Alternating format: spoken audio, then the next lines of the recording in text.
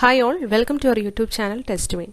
PSCയുടെ മുൻകാല പരീക്ഷകളിൽ ചോദിച്ചിട്ടുള്ളതും PSC ആവർത്തിക്കുന്നതുമായ ചോദ്യങ്ങൾ ഉൾക്കൊള്ളിച്ചുകൊണ്ടുള്ള വീഡിയോ സീരീസിന്റെ 25ാമത്തെ ഭാഗമാണിത്.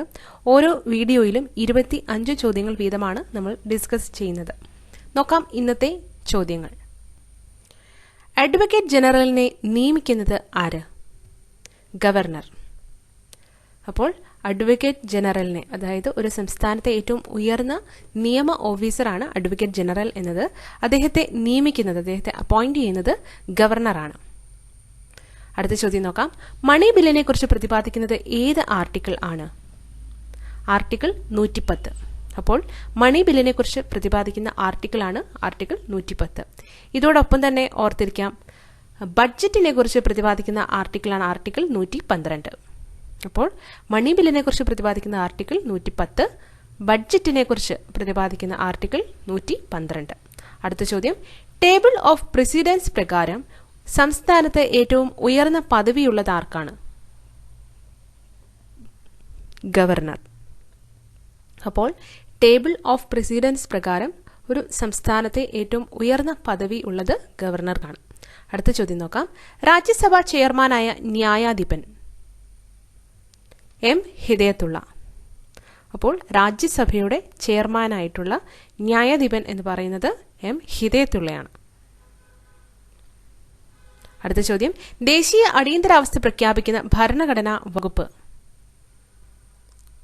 352. അപ്പോൾ ദേശീയ അടിയന്തരാവസ്ഥ പ്രഖ്യാപിക്കുന്ന ഭരണഘടനയിലെ ആർട്ടിക്കിൾ എന്ന് പറയുന്നത് ആർട്ടിക്കിൾ 352 ആണ്. ഭരണഘടനാ നിർമ്മാണ സഭയിലെ ഏറ്റവും പ്രായം കൂടിയ അംഗം സച്ചിദാനന്ദ സിൻഹ.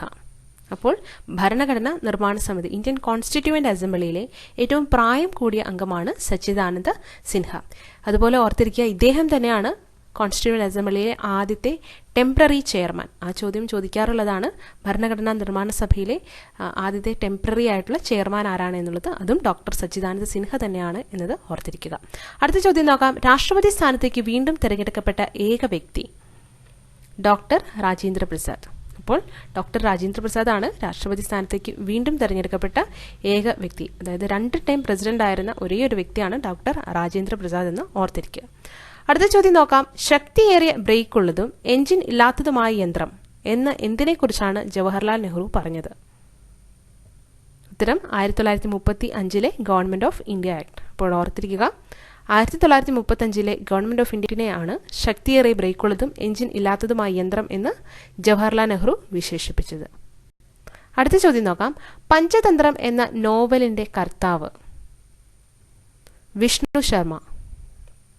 അപ്പോൾ വിഷ്ണു ശർമ്മയാണ് പഞ്ചതന്ത്രം എന്ന നോവൽ എഴുതിയത്. അടുത്ത ചോദ്യം. And un British rule in India എന്ന പുസ്തകം രചിച്ചത് ദാദാഭായ് നവറോജി. അപ്പോൾ ദാദാഭായ് നവറോജിയാണ് poverty and un British rule in India എന്ന പുസ്തകം രചിച്ചത്.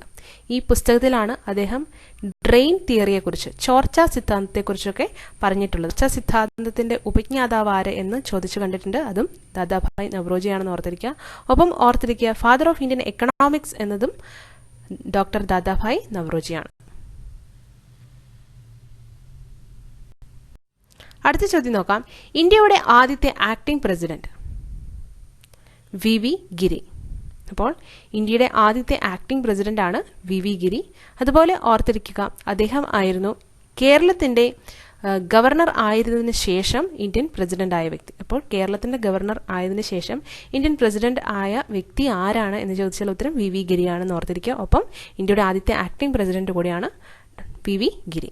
അടുത്ത ചോദ്യം നോക്കാം. ദേശീയ വികസന കൗൺസിലിന്റെ ചെയർമാൻ പ്രധാനമന്ത്രി. അപ്പോൾ ദേശീയ വികസന കൗൺസിൽ NDC, നാഷണൽ ഡെവലപ്മെന്റ് കൗൺസിലിന്റെ ചെയർമാൻ ആരാണെന്ന് ചോദിച്ചാൽ ഉത്തരം പ്രധാനമന്ത്രി. അടുത്ത ചോദ്യം. യൂണിഫോം സിവിൽ കോഡിനെ പറ്റി പ്രതിപാദിക്കുന്ന ഭരണഘടനാ അനുച്ഛേദം ആർട്ടിക്കിൾ 44.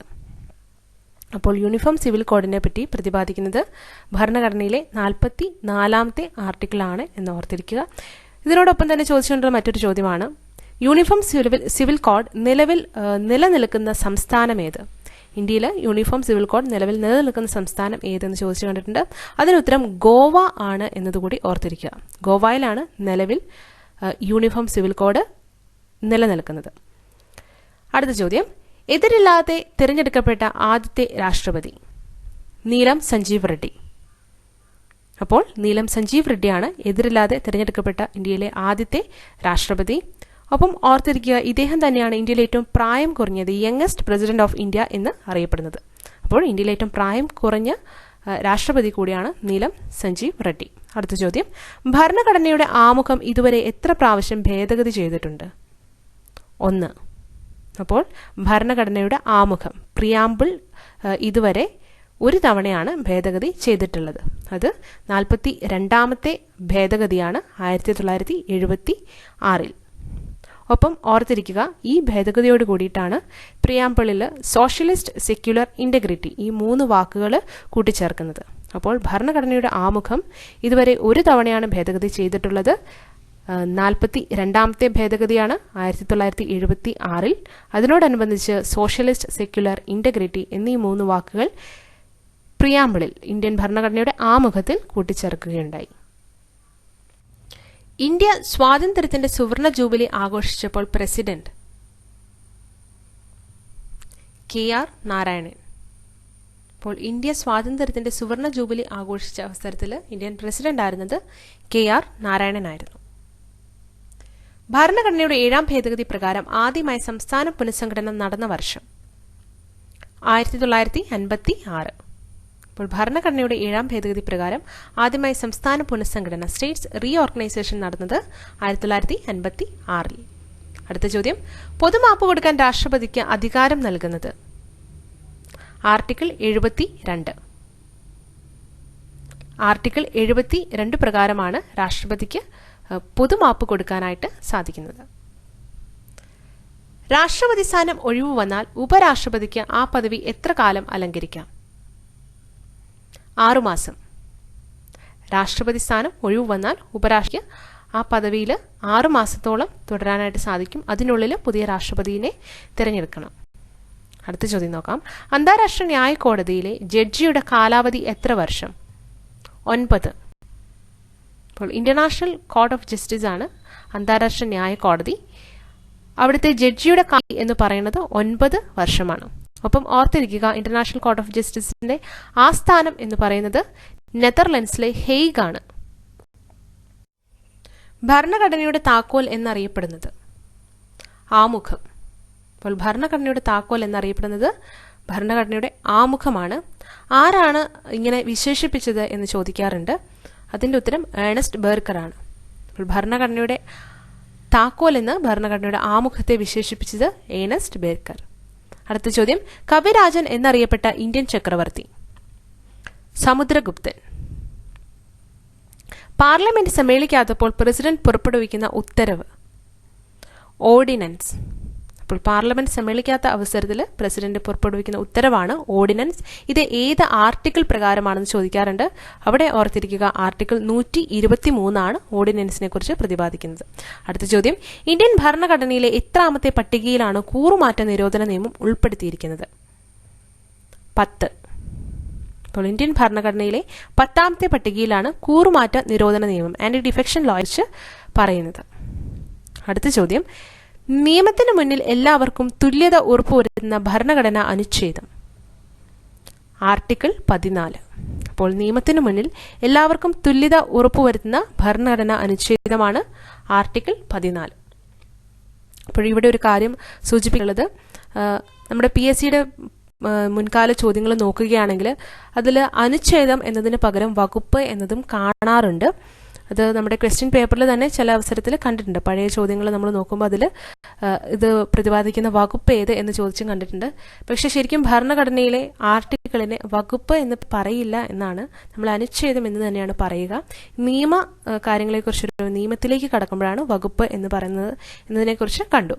അപ്പോൾ അതൊന്ന് ഓർത്ത് വെക്കുക. അതേസമയം നമ്മുടെ PSCയുടെ പരീക്ഷാ പേപ്പറുകളിൽ ഇങ്ങനെ കാണാറുണ്ട് എന്നതുകൂടി ഓർത്തിരിക്കുക. അപ്പം ഇങ്ങനെ വകുപ്പ് ഏത് എന്ന് ചോദിക്കുകയാണെങ്കിൽ അതിൽ തന്നിരിക്കുന്നത് നിങ്ങൾക്ക് ഭരണഘടനയുടെ കാര്യമാണ് പറ്റണം എന്നതുകൂടി ഒന്ന് ഓർത്തിരിക്കുക. ഇതുവരെ നമ്മൾ ഈ ഒരു വീഡിയോയിൽ പഠിച്ച കാര്യങ്ങൾ ഒന്നുകൂടെ വേഗം റിവൈസ് ചെയ്യാം. അഡ്വക്കേറ്റ് ജനറലിനെ നിയമിക്കുന്നത് ആര്? ഗവർണർ. മണി ബില്ലിനെ കുറിച്ച് പ്രതിപാദിക്കുന്നത് ഏത് ആർട്ടിക്കിളാണ്? ആർട്ടിക്കിൾ 110. ടേബിൾ ഓഫ് പ്രസിഡൻസ് പ്രകാരം സംസ്ഥാനത്ത് ഏറ്റവും ഉയർന്ന പദവിയുള്ളത് ആർക്കാണ്? ഗവർണർ. രാജ്യസഭാ ചെയർമാനായ ന്യായാധിപൻ എം ഹിദയത്തുള്ള. ദേശീയ അടിയന്തരാവസ്ഥ പ്രഖ്യാപിക്കുന്ന ഭരണഘടനാ വകുപ്പ് 352. ഭരണഘടനാ നിർമ്മാണ സഭയിലെ ഏറ്റവും പ്രായം കൂടിയ അംഗം സച്ചിദാനന്ദ സിൻഹ. രാഷ്ട്രപതി സ്ഥാനത്തേക്ക് വീണ്ടും തെരഞ്ഞെടുക്കപ്പെട്ട ഏക വ്യക്തി ഡോക്ടർ രാജേന്ദ്ര പ്രസാദ്. ശക്തിയേറിയ ബ്രേക്കുള്ളതും എഞ്ചിൻ ഇല്ലാത്തതുമായ യന്ത്രം എന്ന് എന്തിനെക്കുറിച്ചാണ് ജവഹർലാൽ നെഹ്റു പറഞ്ഞത്? 1935 government of India act. Panchatantra എന്ന നോവലിന്റെ കർത്താവ് Vishnu Sharma. Poverty and un British rule in India എന്ന പുസ്തകം രചിച്ചത് ദാദാഭായ് നവറോജി. ഇന്ത്യയുടെ ആദ്യത്തെ ആക്ടിംഗ് പ്രസിഡന്റ് VV ഗിരി. ദേശീയ വികസന കൗൺസിലിന്റെ ചെയർമാൻ പ്രധാനമന്ത്രി. യൂണിഫോം സിവിൽ കോഡിനെ പറ്റി പ്രതിപാദിക്കുന്ന ഭരണഘടനാ അനുച്ഛേദം 44. എതിരില്ലാതെ തിരഞ്ഞെടുക്കപ്പെട്ട ആദ്യത്തെ രാഷ്ട്രപതി നീലം സഞ്ജീവ് റെഡ്ഡി. ഭരണഘടനയുടെ ആമുഖം ഇതുവരെ എത്ര പ്രാവശ്യം ഭേദഗതി ചെയ്തിട്ടുണ്ട്? 1. ഇന്ത്യ സ്വാതന്ത്ര്യത്തിന്റെ സുവർണ ജൂബിലി ആഘോഷിച്ചപ്പോൾ പ്രസിഡന്റ് KR നാരായണൻ. ഭരണഘടനയുടെ 7ാം ഭേദഗതി പ്രകാരം ആദ്യമായി സംസ്ഥാന പുനഃസംഘടന നടന്ന വർഷം 1956. പൊതുമാപ്പ് കൊടുക്കാൻ രാഷ്ട്രപതിക്ക് അധികാരം നൽകുന്നത് ആർട്ടിക്കിൾ 72. രാഷ്ട്രപതി സ്ഥാനം ഒഴിവ് വന്നാൽ ഉപരാഷ്ട്രപതിക്ക് ആ പദവി എത്ര കാലം അലങ്കരിക്കാം? 6 മാസം. അന്താരാഷ്ട്ര ന്യായ കോടതിയിലെ ജഡ്ജിയുടെ കാലാവധി എത്ര വർഷം? 9. ഭരണഘടനയുടെ താക്കോൽ എന്നറിയപ്പെടുന്നത് ആമുഖം. നിയമത്തിന് മുന്നിൽ എല്ലാവർക്കും തുല്യത ഉറപ്പുവരുത്തുന്ന ഭരണഘടനാ അനുച്ഛേദം ആർട്ടിക്കിൾ 14. കവിരാജൻ എന്നറിയപ്പെട്ട ഇന്ത്യൻ ചക്രവർത്തി സമുദ്രഗുപ്തൻ. പാർലമെന്റ് സമ്മേളിക്കാത്തപ്പോൾ പ്രസിഡന്റ് പുറപ്പെടുവിക്കുന്ന ഉത്തരവ് ഓർഡിനൻസ്. ഇന്ത്യൻ ഭരണഘടനയിലെ എത്രാമത്തെ പട്ടികയിലാണ് കൂറുമാറ്റ നിരോധന നിയമം ഉൾപ്പെടുത്തിയിരിക്കുന്നത്? 10. ഇത്രയും ചോദ്യങ്ങളാണ് ഇന്നത്തെ വീഡിയോയിൽ ഉൾപ്പെടുത്തിയിരിക്കുന്നത്. ഇതിന് തൊട്ടു മുൻപിലത്തെ അപ്ലോഡ് ചെയ്ത വീഡിയോ, അതായത് പാർട്ട് 24-ൽ നമ്മൾ വന്ദേ മാതരം എഴുതിയ ഭാഷയെക്കുറിച്ച് സംസാരിച്ചിരുന്നു. അതിൽ സംസ്കൃതം എന്നാണ് കൊടുത്തത്. അതിൻ്റെ ഉത്തരം ബംഗാളിയാണ് എന്നത് ഒന്ന് ഓർത്തിരിക്കും. ബംഗാളിയിലാണ് വന്ദേ മാതരം ആദ്യമായിട്ട് രചിക്കപ്പെട്ടത് എന്നാണ് നമ്മുടെ PSCയുടെ ഉത്തരസൂചികകളിൽ തരുന്ന ഉത്തരം. മറ്റൊരു 25 ചോദ്യങ്ങളുമായി അടുത്ത വീഡിയോയിൽ കാണും വരേക്കും താങ്ക് യു.